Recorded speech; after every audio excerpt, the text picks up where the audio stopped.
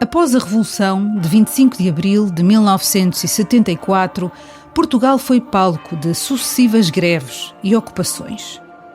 Um dos casos mais célebres deste período envolveu justamente a Renascença, que esteve ocupada e chegou a estar em risco de ser nacionalizada. Como é que a Igreja reagiu aos protestos dos trabalhadores? O que é que determinou que a emissora católica acabasse por ser devolvida aos seus proprietários?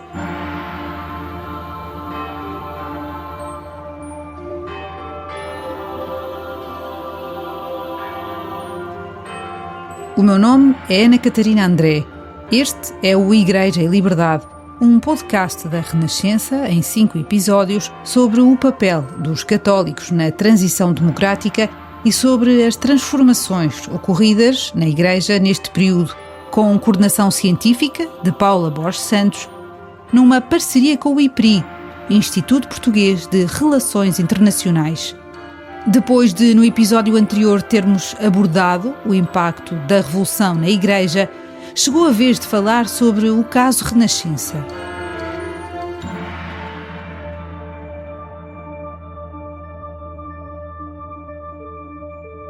Último episódio: o verão quente e a ocupação da Rádio Renascença.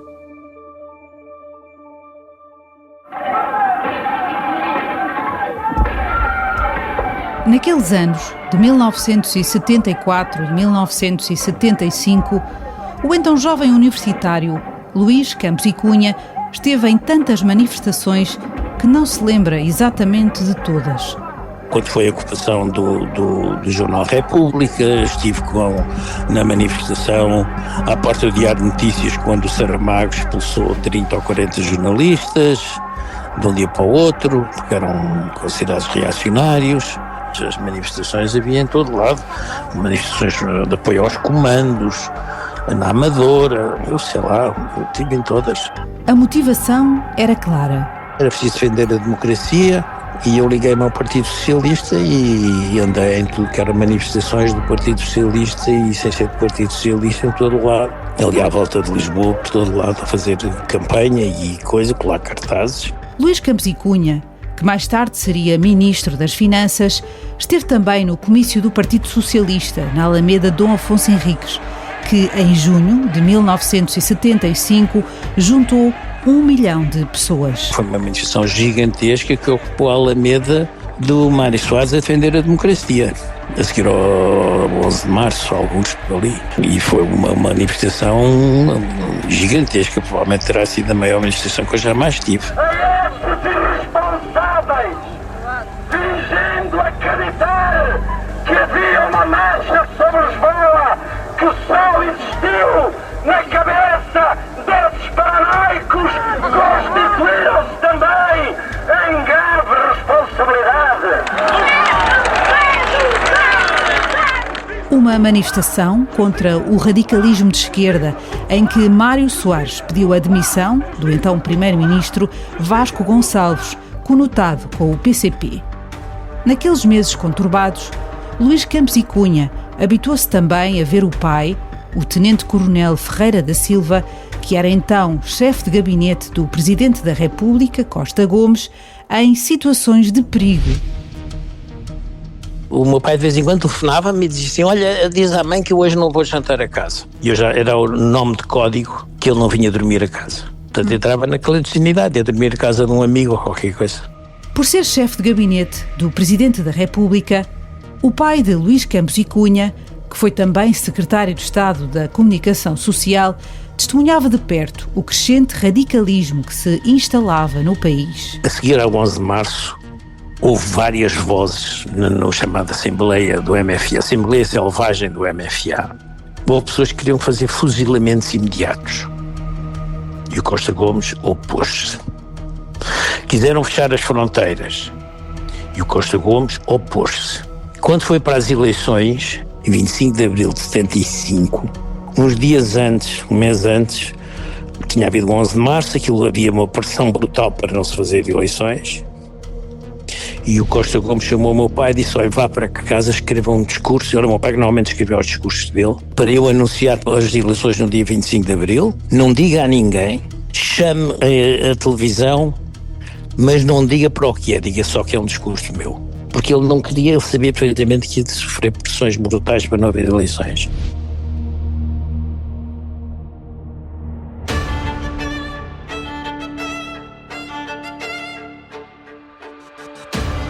Foi neste ambiente de instabilidade e ebulição que a Rádio Renascença foi palco, durante vários meses, de sucessivas greves e ocupações. Tudo começou na noite de 30 de abril de 1974, quando os trabalhadores interromperam a programação da rádio pela primeira vez após a queda da ditadura. Num comunicado, explicavam em 3 pontos o que os levara a ocupar a redação e a sanear as chefias. 1. Não foi permitido ao serviço de noticiários efetuar a reportagem da chegada de Mário Soares ou qualquer entrevista com este dirigente do Partido Socialista. 2. O nosso camarada Luís Filipe Martins foi ameaçado de despedimento pelo gerente Padre Américo por ter incluído no noticiário um telex que reproduzia uma notícia da agência Nova China. 3. Acaba de ser proibida a transmissão de uma reportagem efetuada no aeroporto da Portela sobre a chegada do secretário-geral do Partido Comunista Português, Álvaro Cunhal, e dos músicos Luís Cília e José Mário Branco.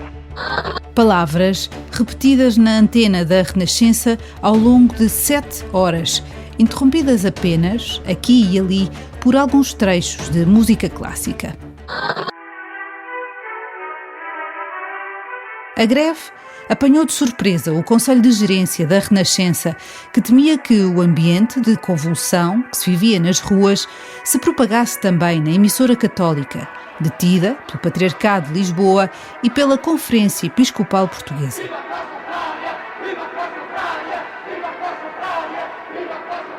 Foi o próprio Cardeal Patriarca, Dom António Ribeiro, quem assumiu nesta altura as negociações com os trabalhadores, como lembra a historiadora Paula Borges Santos.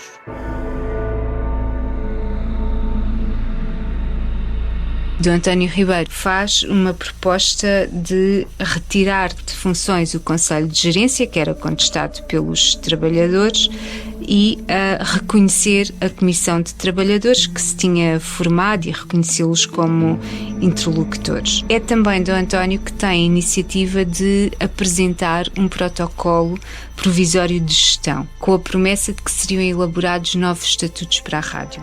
Nesta proposta, os trabalhadores ficariam responsáveis pela gestão financeira da empresa. Isto deixava à entidade proprietária da rádio apenas a orientação dos programas. Mas essa era uma proposta que o Patriarca estava na disposição de firmar com a Comissão de Trabalhadores.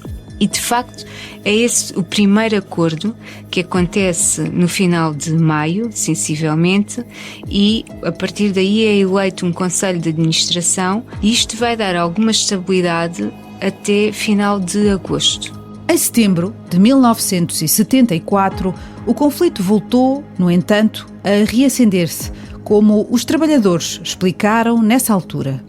Bem, o novo diferendo começa precisamente há cerca de uma semana, quando a administração enviou uma carta a 8 trabalhadores da Rádio Renascença, despedindo-os e alegando para o facto que nós tínhamos recusado a fazer testes psicotécnicos e para isso, portanto, para a rescisão do contrato, alegavam um decreto-lei de 1969, um decreto-lei promulgado pelo antigo regime fascista. Os profissionais reivindicavam assim a integração de 8 estagiários nos quadros da empresa, o que os levou a entrar de novo em greve.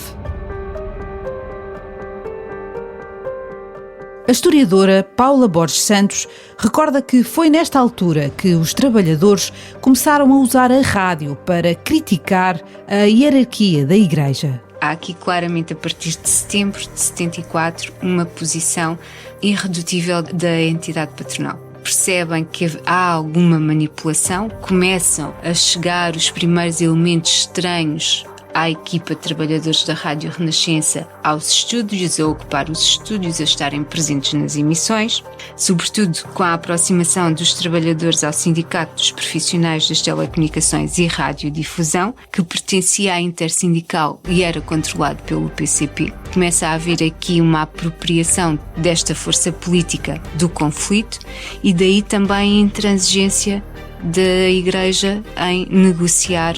Nos meses seguintes, o conflito agudizou-se.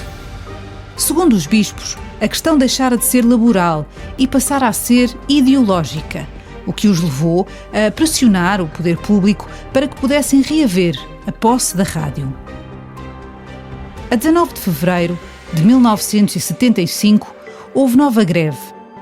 Os 3 padres que compunham a equipa sacerdotal da rádio solidarizaram-se com os trabalhadores. Entraram em ruptura com a entidade patronal e aceitaram assegurar as transmissões do terço e da missa de domingo, os únicos conteúdos que a Renascença transmitiu nestes dias. Por esta altura, o Comando Operacional do Continente, o COPCON, colocou militares à porta da rádio para defender os grevistas. Portanto, essa atitude é mais uma sinalização de que o poder militar mais radicalizado, que estava com o Hotel Saraiva de Carvalho nesta época, estava ao lado de trabalhadores que tinham aqueles projetos de poder popular. Nas semanas seguintes, multiplicaram-se manifestações de apoio, quer aos trabalhadores, quer à entidade patronal. Após a tentativa de golpe militar, do 11 de março, o governo decidiu criar uma comissão mista de gestão da rádio, que tinha uma intenção por trás. Aquilo que estava no programa do Executivo era já a nacionalização das rádios. Isto na altura não é assumido claramente e só vai ser assumido no 4º governo provisório, que havia um projeto de nacionalização da Rádio Renascença. Nesta ambiguidade, o patriarcado começa a desenvolver pressões diplomáticas, também junto da Santa Sé, para que houvesse uma pressão do Vaticano sobre o governo provisório para resolver aquele conflito, e o campo católico começa a mobilizar-se mais em favor da posição da entidade patronal.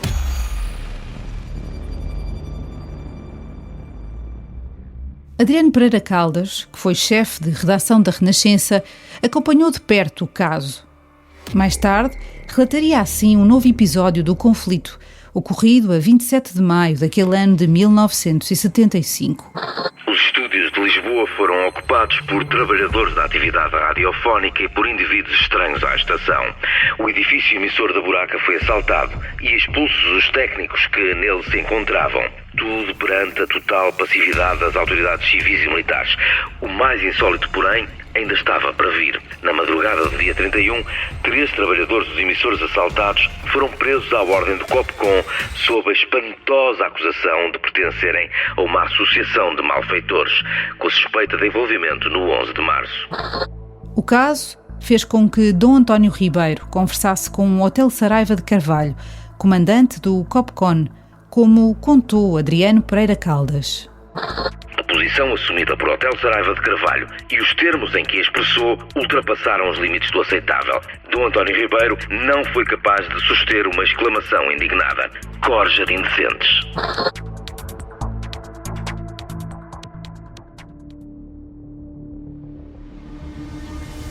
À medida que o ano de 1975 avançava, o ambiente foi-se radicalizando cada vez mais e chegou também a outros órgãos de comunicação, como aconteceu com o jornal República, palco de conflitos laborais.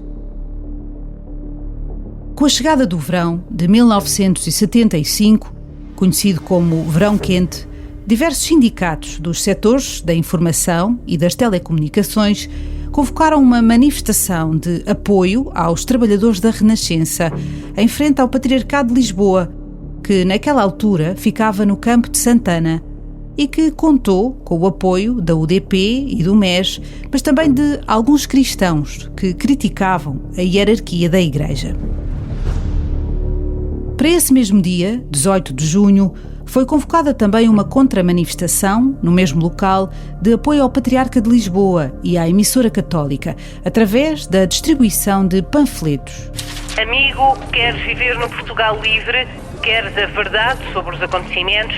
Luta por uma Rádio Renascença ao serviço da Igreja e do povo. Venha à manifestação de apoio ao Patriarcado, quarta-feira, dia 18, às 18 horas.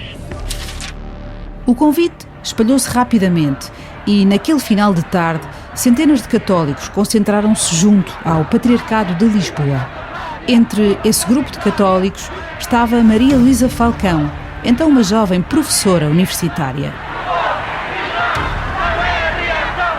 E, entretanto, começaram a chegar outras pessoas que discordavam da Igreja, que discordavam do Bispo e que, portanto, eram contra esta manifestação que era manifestamente, declaradamente, de católicos em apoio ao Bispo e à Diocese. E essas pessoas foram-nos comprimindo de encontro ao edifício do Patriarcado. E nós fomos-nos comprimindo. Em pouco tempo, os ânimos exaltaram-se. E eram pessoas bastante ruidosas da oposição, que tinham palavras de ordem do género abaixo a Igreja, abaixo o Bispo, abaixo os fascistas, que eram o que nos chamavam, e começaram a empurrar-nos. A tensão foi aumentando. Começaram a atirar-nos pedras. Eu lembro-me concretamente de estar ao lado de uma senhora de idade e, para evitar que ela apanhasse uma pedra na cabeça, eu pus-lhe a minha carteira em cima da cabeça para a proteger. Entretanto, acertou-me uma pedra. Acertou-me em plena cabeça, aqui em cima do lado esquerdo. Lembro-me de um senhor que eu conhecia, que tinha óculos, e a pedra bateu-lhe nos óculos e ele ficou com os vidros espetados no rosto, de maneira que ele estava com sangue a correr. A dada altura, as forças militares, que entretanto estavam também no Campo de Santana, dispararam tiros para o ar na tentativa de controlar os manifestantes. Perante a escalada da violência, aqueles que tinham vindo apoiar a Igreja, entre os quais estava Maria Luísa Falcão, acabaram por se refugiar no interior do edifício do Patriarcado. Ao todo, foram cerca de 1000 as pessoas que se abrigaram no Paço Episcopal. Eu ia com medo, porque eu não sabia o que é que numa excitação daquelas podia acontecer, podia haver violência grave contra nós, mas entramos e estavam irmãs que trabalhavam no Patriarcado, religiosas, e arranjaram uma salinha para onde levaram uns pensos rápidos, água oxigenada para tratar as pessoas, betadine, assim, essas coisas. Além de tratar dos 38 feridos, foi preciso também alimentar aquele grupo. As irmãs na cozinha, não era uma despensa rica, era uma despensa do dia-a-dia, uma despensa que tinha arroz, que tinha essas coisas simples. Houve gente, eu acho que foi entre os manifestantes que estavam lá dentro, prepararam num tacho grande um refogado para fazer todo o arroz que tinham. Havia uns jovens com tanta fome que foram para lá beber o refogado diretamente. Enquanto isso, Dom António Ribeiro acompanhava aqueles católicos que se refugiaram ali no Paço Episcopal. Ele disse-nos umas palavras de apoio, de compreensão, de esperança, e foi aí que eu tive a sensação de que ele era um pai. Era um pastor dos católicos, das suas ovelhas, digamos, como é a linguagem evangélica. Entretanto, pairou uma nova ameaça no ar. Espalhou-se entre nós a notícia de que iríamos presos. Não sei para onde. E o Sr. Patriarca disse, se eles forem presos, eu também vou com eles e serei preso também. Está a ver o escândalo que era prender o Cardeal Patriarca de Lisboa. Mas ele disse isso e falo-ia, não tenho dúvidas. A firmeza de Dom António Ribeiro ia tranquilizando o grupo. Fomos acalmando, entretanto fez-se noite avançada. Olha, eu lembro-me que dormi toda a noite no chão, era onde havia lugar. Nessa noite, Maria Luísa Falcão apercebeu-se que havia tentativas para tirar dali o grupo em segurança. Nós depois havia contactos de fora para dentro e soubemos que o Dr. Mário Soares teve uma ação, ele estava no exterior, claro, teve uma ação pacificadora e mandou aquela gente muito excitada, que era na sua maioria jovens também, mandou-os dispersar. E assim foi. Os manifestantes que estavam do lado de fora do patriarcado foram dispersando e as negociações com o comando militar do COPCON permitiram que o grupo, que estava dentro do patriarcado, voltasse a casa. Saímos calmamente, subimos para as caminhonetes, depois as caminhonetes saíram e deixaram-nos um bocadinho mais para lá do Marquês de Pombal, fomos descendo e acabou-se. A historiadora Paula Borges Santos lembra que nesta época os ataques à hierarquia da Igreja eram frequentes. Há uma tentativa, inclusivamente alguns grupos cristãos também secundavam essa ofensiva contra os bispos, pediam a demissão dos bispos, e neste momento tudo isso está ao rubro. É mais ou menos por esta altura, também do verão, que o arcebispo de Braga é revistado no aeroporto. É obrigado a despir-se e é revistado também alegando que ele transportava consigo armas. Portanto, são enxovalhos públicos para diminuir também os bispos.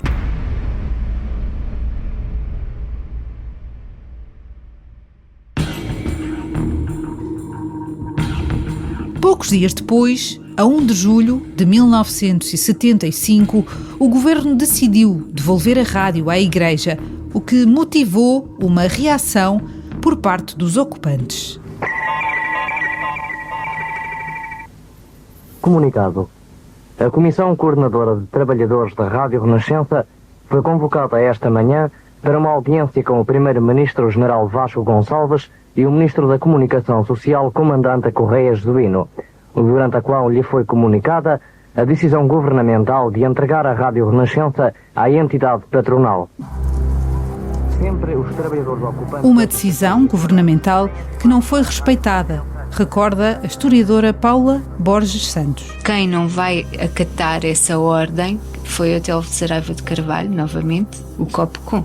Vai permitir que os ocupantes da Rádio Renascença formem piquetes de vigilância junto aos emissores de Benfica e também da Lausanne. E estes ocupantes, estes piquetes, vão resistir a ordens de evacuação. E nessa altura são apoiados no local por operários de outros conflitos, da LISNAV, por exemplo, e também por militantes de partidos de extrema-esquerda. Uma situação que voltou a motivar mais protestos a favor de ambos os lados. Foi também naqueles meses de julho e agosto que milhares de católicos, acompanhados pelos bispos das suas dioceses, saíram à rua em várias cidades do norte e centro do país, exigindo que a rádio fosse devolvida à Igreja.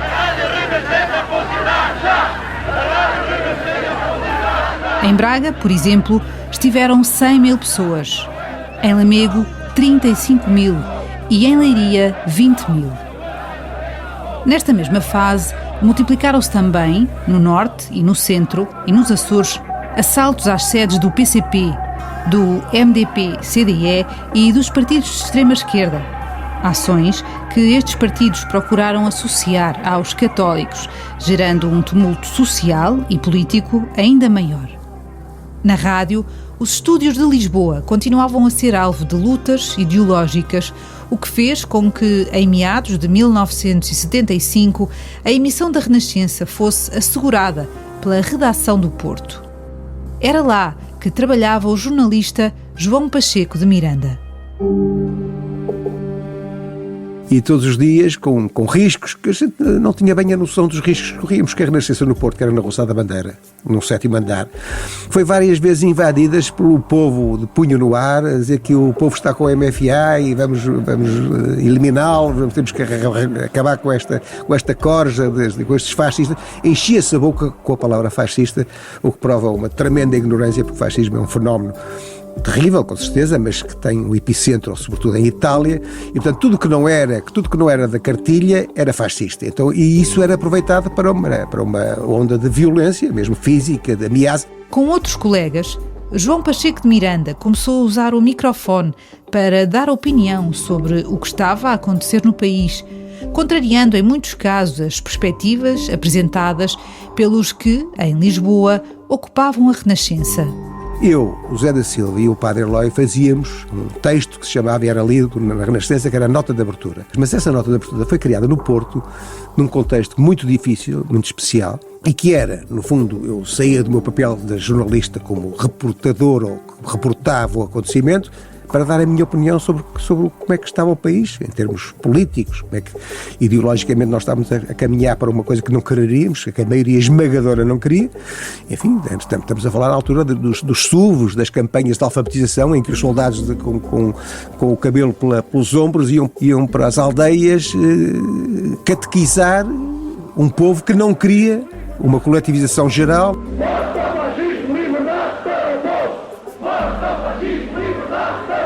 Apesar do ambiente social e político instável, daquele verão quente de 1975 e da redação do Porto saber que era vigiada, João Pacheco de Miranda sentia-se livre. Eu escrevia a minha opinião sobre muita coisa, dava uma opinião completamente despudorada e aquilo que eu realmente sentia, como é que devia ser o caminho democrático do país. E várias vezes subiam para ali hordas do povo unido. Uma pessoa não tem medo nessa altura, a adrenalina é grande e a gente quase que se ri, porque o povo lá de punho no ar, vocês são fascistas, o povo está com o MFA, a Renascença para o povo, aquelas palavras de ordem completamente sem sentido. E então, normalmente recorríamos, falávamos, havia alguém que se saía a socapa e falava para o quartel-general e depois aparecia a polícia militar e corriam-os ali para fora e eram eles a correr pelas escadas abaixo, que ele era no 7º andar, nem tinham tempo de apanhar o elevador e vinham para abaixo aos trambolhões até a cama.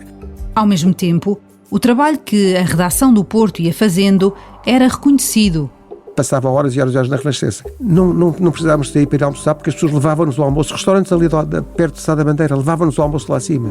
Havia maneiras de nos recompensar e de manifestar a sua gratidão por ser, de facto, nós estarmos a desempenhar aquele papel. Foi absolutamente incrível a reação e a recepção e a gratidão mostrada pelo povo, pelas pessoas, que acreditavam que, de facto, o país podia ter um rumo. E teve. Para muitos, a Rádio Renascença era um reduto de liberdade num tempo em que o número de detenções alcançou as centenas e chegou às 800 só durante o verão quente. Eu lembro-me de um cunhado meu e amigos meus que tinham sido presos e que começaram por ser presos em Custóias e depois foram transferidos para Caxias e durante a viagem fizeram várias simulações de fuzilamento, simulações, imagina, o efeito psicológico disso, não é? E lembro de eles me terem dito: Paulo João, nem imaginas o que é ouvir a tua voz à noite, aqui em Caxias, presos, e uma voz de revolta contra o rumo que estava a tomar a Revolução, ou o 25 de Abril. Uma voz que chegava a muitos mais contextos e regiões. Havia gente na rua que me reconhecia a voz, por causa das notas de abertura, e que me abraçava e manifestava gratidão porque era a única voz livre na altura no país. Era incrível, a gratidão que as pessoas mostravam. Eu lembro de parar até uma vez que acho que ia para o Algarve, ia com a minha mulher e com os meus filhos, a minha mulher da altura, e um tipo reconheceu uma voz e perguntou-me se eu era o autor de uma... Eu disse-lhe que sim, nem podes pôr... Enfim, agarrou-se a mim a chorar e depois até me convidou para beber uns copos no meio do Alentejo. Foi uma coisa realmente completamente gratificante e comovente.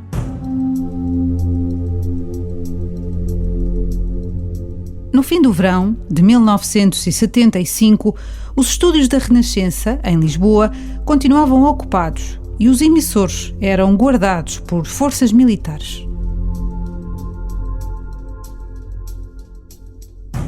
Perante a incapacidade de ver cumpridas as suas ordens, o Conselho de Ministros e o Conselho da Revolução decidiram silenciar a estação que, nas palavras do primeiro-ministro Pinheiro de Azevedo, se tornara porta-voz da esquerda revolucionária. Às 4h30 da madrugada de 7 de novembro de 1975, a Companhia de Caçadores Paraquedistas 122 executou a ordem e, com 2 bombas, explodiu os emissores que a Renascença tinha na Buraca, nos arredores de Lisboa.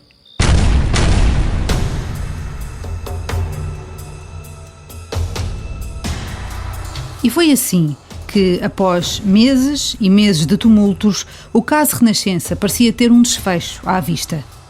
Possível graças ao apoio de partidos como o PS, o PPD e o CDS, garante José Luís Ramos Pinheiro, que mais tarde faria parte do Conselho de Gerência da Renascença, que destaca também o contributo de um jurista em particular, uma figura destacada do Partido Socialista. A versão mais clara daquilo que sucedeu foi que Almeida Santos terá sido decisivo a convencer o Conselho da Revolução e também o Governo. Convenceu-os que, de facto, só dinamitando os emissores da Buraca é que seria possível terminar, porque não havia outra capacidade militar para desocupar os estúdios. Após o 25 de novembro e a tentativa falhada de golpe militar por parte da esquerda radical, os estúdios de Lisboa foram desocupados e, a 28 de dezembro de 1975, a Renascença foi formalmente restituída à Igreja.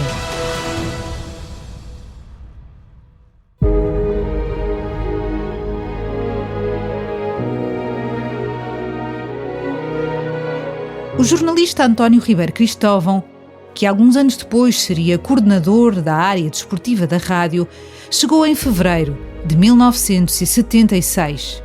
Éramos apenas 4, depois o número de redatores foi aumentando, mas durante muito tempo fomos nós, apenas os 4, que garantimos as emissões diárias, enfim, de notícias na Renascença. Começámos a fazer notícias também em todas as horas, que era uma coisa que não existia até essa altura, e pronto, e formámos assim, digamos que um núcleo muito importante e muito forte, mas com muito sacrifício e com muita determinação. Aquele período de greves e ocupações que marcara os anos de 1974 e 1975, continuava a ser tema de conversa entre os trabalhadores. Fazíamos com os nossos comentários, fazíamos a nossa análise, a nossa apreciação e, sobretudo, verificávamos o estado degradado em que eles haviam deixado a Renascença. Deixaram tudo num estado perfeitamente miserável. Não havia discos, não havia, digamos que, instalações, não havia arquivos, os arquivos desapareceram todos e, portanto, as coisas tinham ficado num estado que, de facto, não era muito recomendável por quem queria começar uma atividade a sério naquela altura. Nessa época, havia uma especial preocupação em manter longe os radicais. Eduardo Oliveira e Silva começou na Renascença em dezembro desse ano de 1976. Foi chamado pelo então chefe de redação, Fernando Garcia, que deixou claro que havia um critério determinante para que pudesse ser contratado. Evidentemente que jornalistas para o pós-ocupação da Renascença que não fossem comunistas. Porque havia um certo favor dos comunistas, e é compreensível, e da extrema-esquerda. E, portanto, indicaram-lhe, olha, este não é comunista. E de maneira que ele chamou-me à Renascença, acertámos quando, enfim, as condições e como é que iam as coisas passar-se, e no final, isto eram para aí 6 da tarde ou 7 da tarde, ele disse, então, quando é que podes começar? E eu disse, quando quiser, pode ser hoje. E comecei nesse mesmo dia.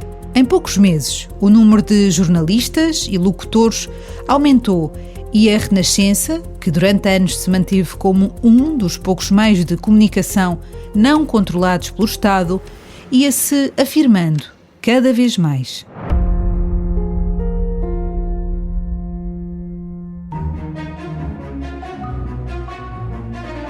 Fernando Magalhães Crespo, então gerente da emissora católica, recordou assim aqueles tempos em que a Renascença foi devolvida à Igreja. A Renascença foi um farol de liberdade em Portugal. E foi assim, olha, que ajudámos a libertar Portugal de um extremismo que queria conquistar tudo.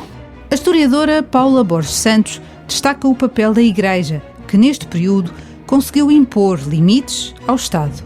Num processo revolucionário que foi bastante violento, ao contrário daquilo que é sublinhado, e onde há uma realização dessa propensão estatizante do Estado, que é concretizada, é mesmo concretizada, a Igreja resiste. A Rádio Renascença é mais do que um símbolo, é a devolução à Igreja da sua propriedade.